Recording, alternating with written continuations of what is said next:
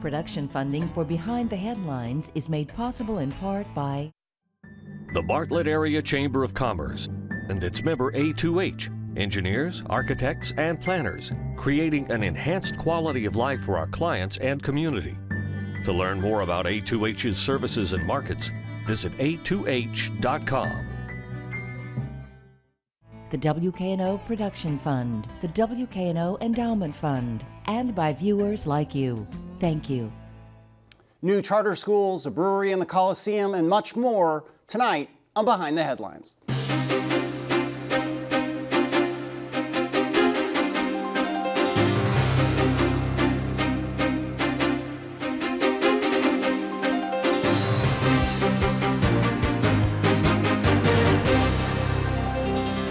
I'm Eric Barnes, publisher of the Memphis Daily News. Thanks for joining us. I'm joined tonight by a roundtable of journalists, starting with Toby Sells from the Memphis Flyer. Hey. Thanks for being here. Yes, sir.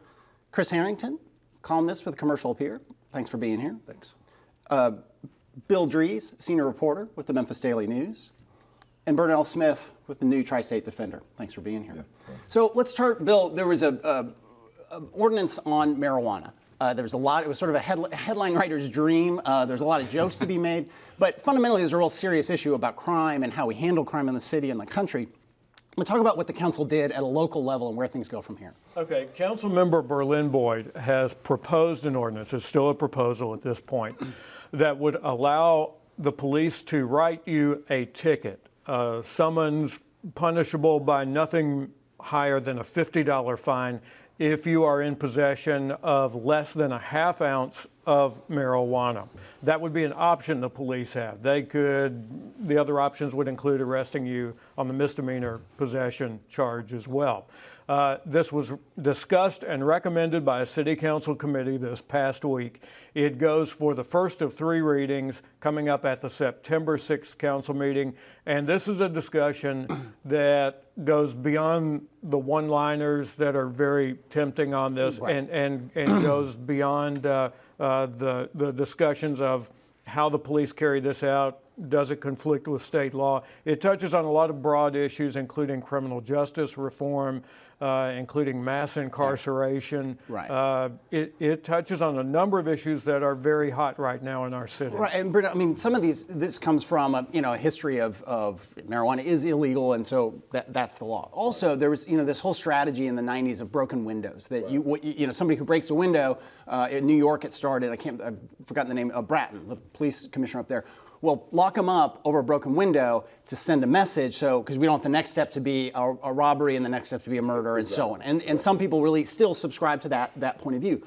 One byproduct of that is, as Bill has said, and as we've talked about this table, and everyone's beginning to talk about, is you've got all these people in jail right, for minor offenses, and that starts this road of being in the criminal justice system over a small amount of marijuana. Exactly, and and predominantly it is overly affected the African American community, and particularly in Memphis, but around the country. And so I think when you look at dealing with justice issues and over-criminalization of poor and people of color, this is one step in that direction. But I also look at it from the standpoint when you got a cash-strapped police department that's underfunded and under human capital in terms of number of complement.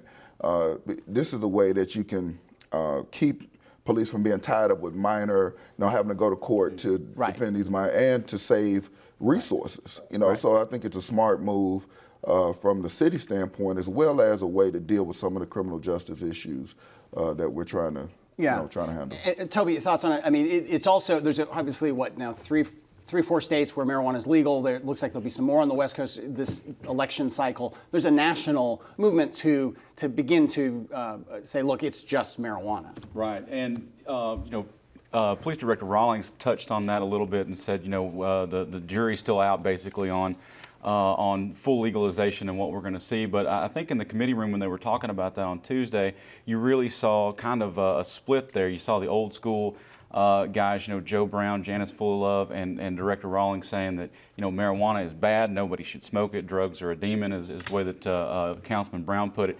And then you had kind of the new school folks like the Berlin Boyd, Martavius Jones, and Philip Spinoza, and some of those that were saying that, we need to be tough on crime, but we also need to be smart on crime, kind of going back to what Burnell was talking about and what some, criminal reform folks here in town have been saying, that, we do need to, decriminalize this stuff a little bit. Yeah, Chris, thoughts?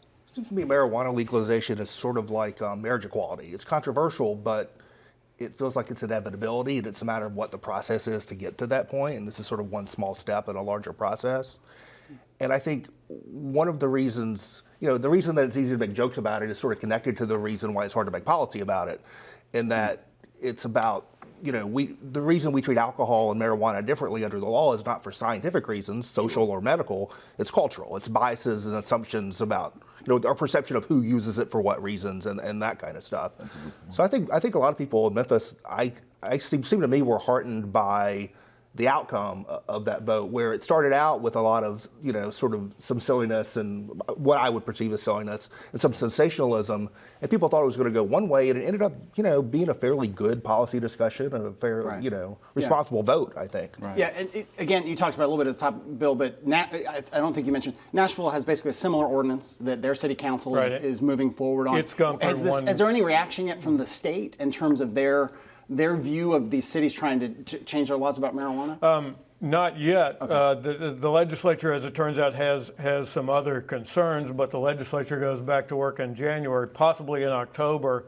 Yeah. So I'm sure the legislature is going to have some discussion and some reaction about this. We kind of shift here a little bit, but some of the issues we were already talking about, we've talked about at this table before. There was a protest at Graceland a week and a half ago, also a disparity study that came out. Talk about some of those issues that are outgrowths of the Black Lives Matter, outgrowths of the big protests on the bridge. We had Police Director Rawlings coming on the show in a couple of weeks here. But all this that we're talking about, there's a backdrop right now nationally and locally to the protest movement and so on. Talk about it. Yeah, absolutely. So, going back to the bridge, I think, which was a seminal moment relative to issues of justice and equity in this community. And really what I saw is a movement of what I call the voiceless of our community, really sort of asserting themselves and saying, well, you got to listen. Even if the messages hadn't been very clear, it's been a process of saying, well, you got to come to the table and you got to listen. So then that escalated to the thing at Graceland, which I think is arguable in terms of its effectiveness and how it went. But again, it created national attention, for this movement, and so it really has gone from just a matter of Black Lives Matter and whether it's a organization of that to more of this coalition of concerned citizens, which is really a broad section of our community of people who are saying that we've got to deal with some of these issues, whether it's dealing with low wages and poverty issues and a lot of things that really lead to those results that we've been talking about, overcriminalization and targeting and profiling and some of those things. And the disparity study that came out, I don't know, Bill, I guess there was one 6 years ago, 4 or 5 years ago, about City of Memphis contracting, and it actually showed that the amount of contracting, which was already very, very low, the city contracts that were going to minority women-owned businesses went down from 2010 to 2014 or 15. Is that right? Yeah. This picked up where the last study left off in 2010 and went to 2014. It was done by Griffin and Strong, a accounting and legal firm that is an expert, does a lot of these cities for different municipalities on it. And I don't think anybody on any side of this issue was really surprised at the results that came out, that we still have a whole lot of work to done and not much progress has been made on it. I think what you're going to see is you're going to see more political and more business leaders who are going to look past this and say, let's not get tangled up in a discussion about red tape and qualifications, which the qualification process on this is a major issue. But let's not lose sight of the major goal, because that's how this remained the same and got even worse. Right. Anyway, Chris. Well, I would go back to sort of the Graceland protest, because I was there. Bill and I were hanging out on Elvis Presley Boulevard that night, and it seemed to me like that protest became sort of a tangent. It's connected to these issues, but it sort of unintentionally became a tangent away from them, in that It was a protest that was intended to be about inequality and civic investment, and it became, perhaps because of the policing involved, it became really about, the magnitude of policing, about the rights of protest, about profiling. Right. It sort of became about those issues and not about as much about the core issues that the bridge protest, I think, opened up a moment to reckon with, and it feels like since that moment it sort of stuttered a little bit in terms of the ability of sort of public protest to sort of really energize that conversation. Yeah. And I think that's where it kind of goes back to strategy. But on the disparity study, I think it's a reflection of two things. One is the impact of the Great Recession of 2008 and sort of its overall impact on the economy and things here locally. But I think it's also a reflection, and I have to be honest, of Mayor Warden's administration. And I think we can't take it away because, as a sole contracting authority for the city, the mayor has the ability to make that a priority, and the reality is he never really made it a priority, and I think it's a reflection of why he was not reelected. And handily. I mean, really had lost. It does sort of kind of quantify that loss of faith in the African American community that in his ability to get this done. I mean, 20 years of African American mayors didn't really move the needle particularly on that. Right. And it'll be interesting to see what Strickland can do. He's been on the show. He's talked about it publicly. He said, two things. One, it's a high priority for him. He needs to get it done. He's also said it's a small amount of money relative to the whole economy, but nonetheless, the city has a moral, I don't know, my word's not his, a moral responsibility to change that and maybe even set an example for other companies. For the private sector. For the private sector. Well, I can also tell you that there are black business leaders and black elected leaders who are taking the position that they're not going to wait for a program or proposal to come down from the mayor on this. They're saying, I was at a meeting last night, which we'll be writing about on Monday, where you had business and political leaders get together, something that you would think happens all the time, but really doesn't happen that often. And they just got in a room together, a group of about 40, and said, you know what, we're going to start talking about contracts that are available, make sure people get notice of those contracts, and start trying to do this without waiting for a grand proposal to come along. Right.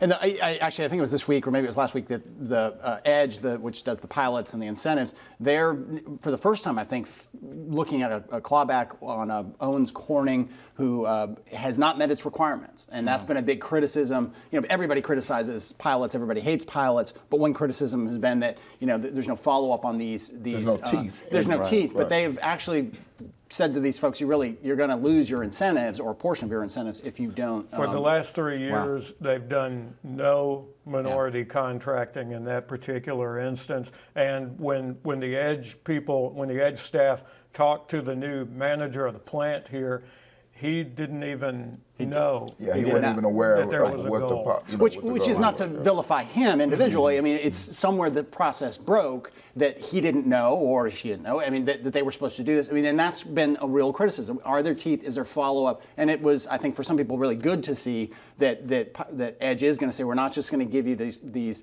tax incentives, walk away and not do follow-up. Right. So there's a whole lot going on. I said at the top of the show at City Council, the brewery. There is the possibility now the Coliseum will house a Wiseacre Wiseacre Brewery. You want to talk about that a little bit? I mean, there's a lot of stuff there to talk about, I guess. I'm interested. I've always been agnostic on the fairgrounds and the Coliseum. I remain so. In terms of what should happen with it, yeah. I'm not convinced it's essential to save the Mid-South Coliseum, but I'm not opposed to it either. I do think it's interesting how the Coliseum and the fairgrounds have sort of been disconnected a little bit. Because under the Wharton administration, they were trying to do a comprehensive fairgrounds plan, and there was so much public energy around saving the Coliseum.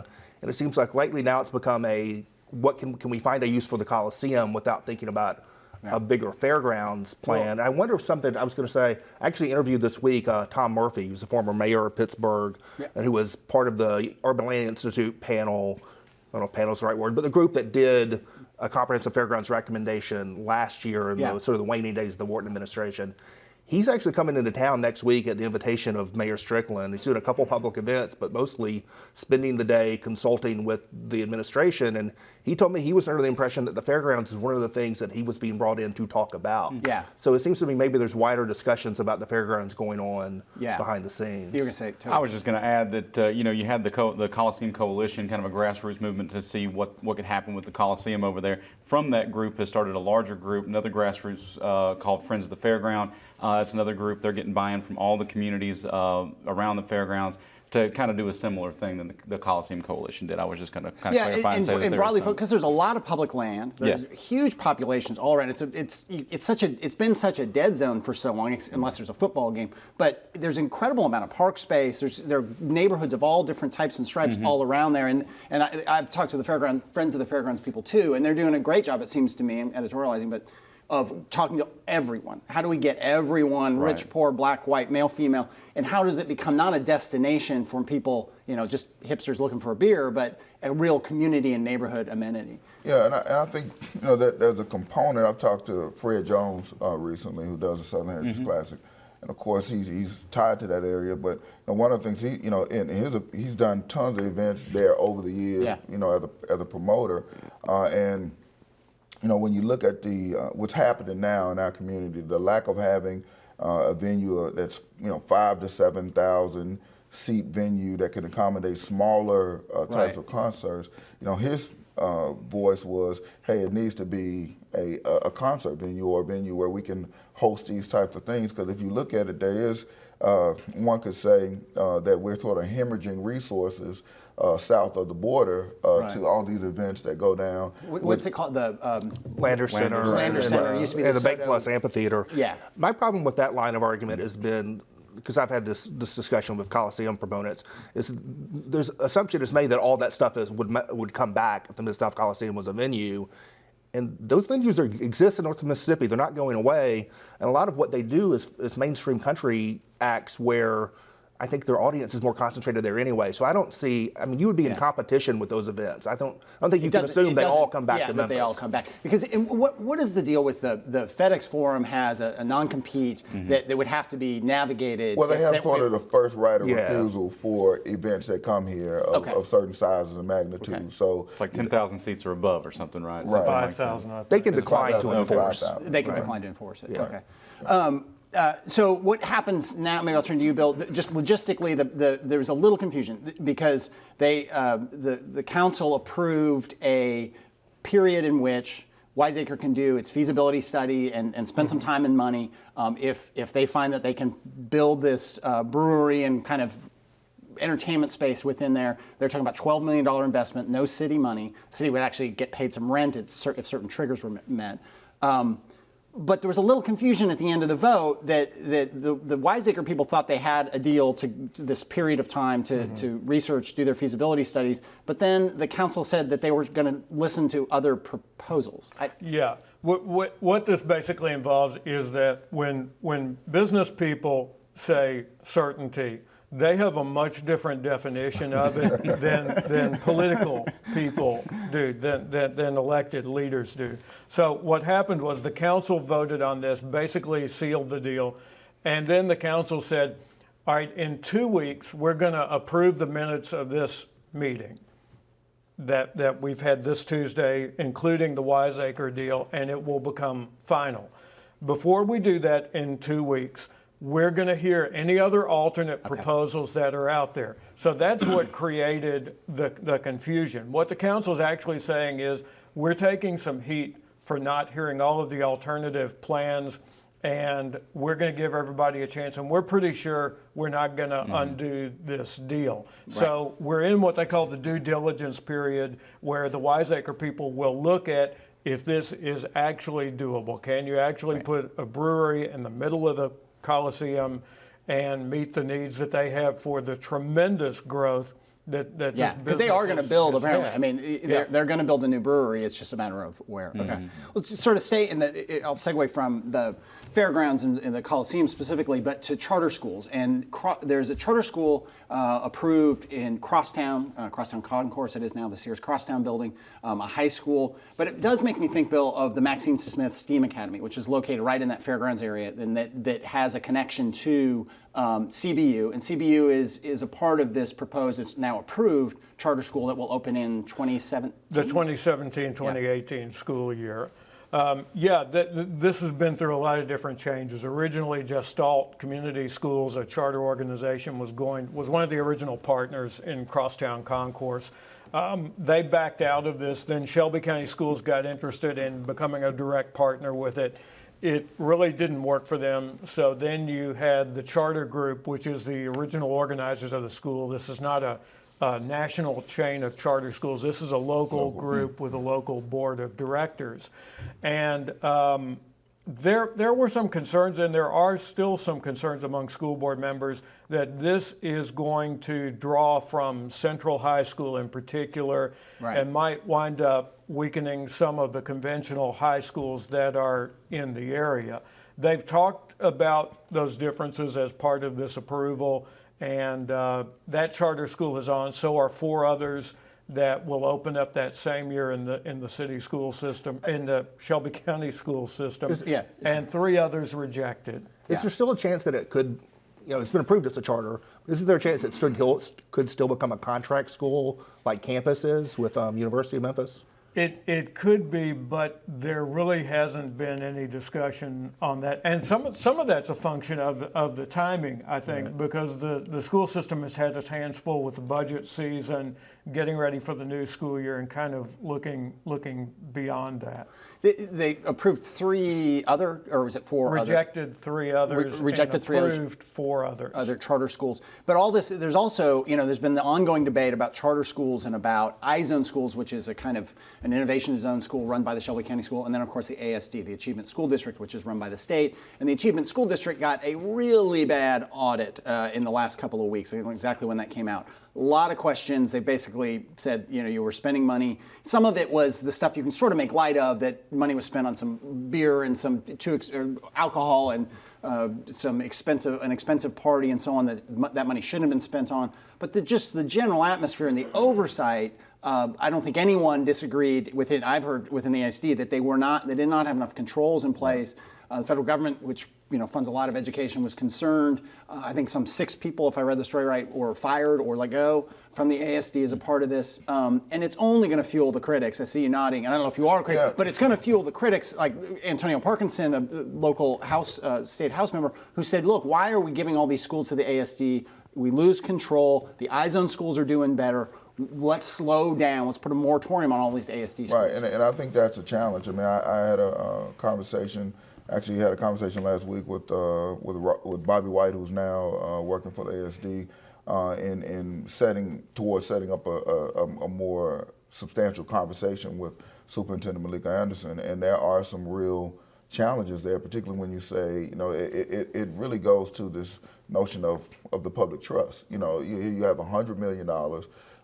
You're tasked with sort of improving these schools, and the numbers show that you haven't really, in the 3 to 4 year period that you've been operating, have not really hit the numbers. And then you say on top of that you sort of had wasteful spending practices. And I think it really just speaks to can this experiment, or is this experiment working?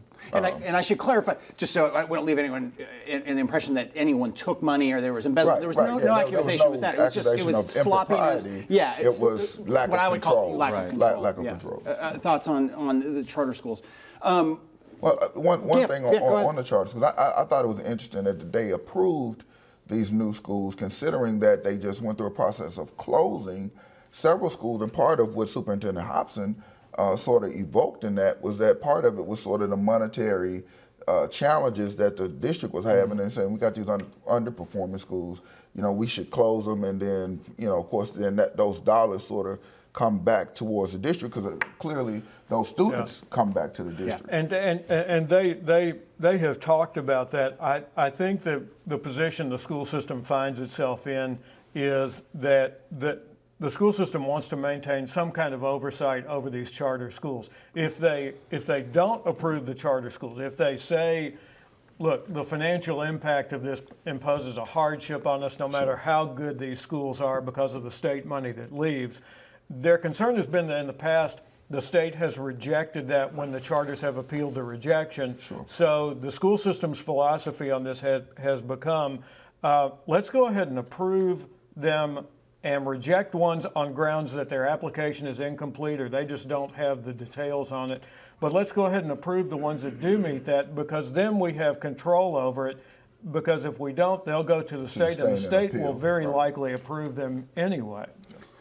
Just a minute left. The Shelby County Democratic Party was decertified. What does that mean, Bill? That means that the state has taken the charter back for the party. In terms of the election, the big election we have coming up in November, it doesn't mean that much. But there's been a lot of dysfunction in the executive committee. And 30 seconds. What is going on? I read that headline. I'm going, what does that mean? It was already imploded, and I think it was just the notion that, hey, it's time to push the restart button. Okay. And I think that's where it is. Okay, we're out of time. Thank you all for being here. Thank you for joining us. Join us again next week. Good night.